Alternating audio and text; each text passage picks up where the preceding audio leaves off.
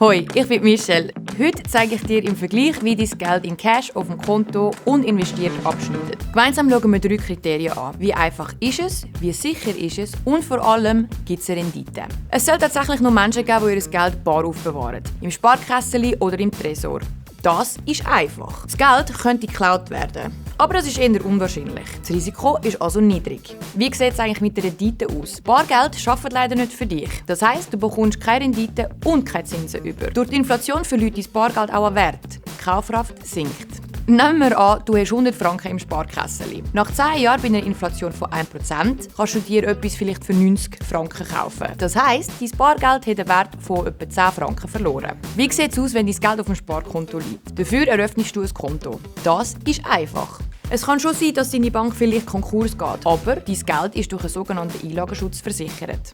Doch wie sieht es mit der Rendite aus? Möglicherweise bekommst du Zinsen auf das Geld über, das du auf dem Sparkonto hast. Möglicherweise musst du auch Gebühren zahlen. Das wiederum schmälert deine Zinsen. Und dann gibt es da noch die Inflation. Es lohnt sich also, die Zinsentwicklung zu verfolgen und Anbieter zu vergleichen. Angenommen, du zahlst keine Gebühren für dein Konto.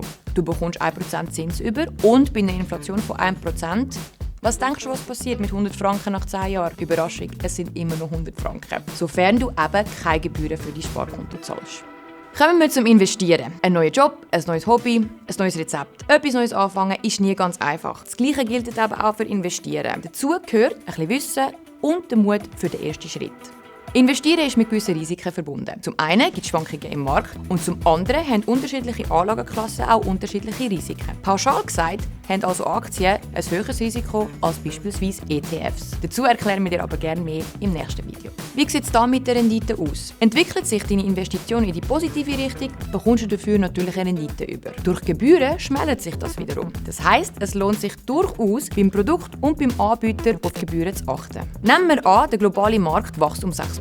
In den letzten 30 Jahren waren es durchschnittlich 8%. Bei einer Inflation von 1% hätten deine 100 Franken also nach 10 Jahren einen Wert von 162 Franken. Zusammenfassend gesagt, Cash ist einfach unsicher. Aber das Geld verliert an Wert und du bekommst keine Rendite. Geld auf dem Sparkonto ist auch einfach unsicher. Du profitierst vom Zins, zahlst womöglich aber Gebühren fürs Konto. Die Inflation musst du auch berücksichtigen. Investieren ist mitteleinfach. Das Risiko ist zwar höher, aber dafür auch deine Rendite.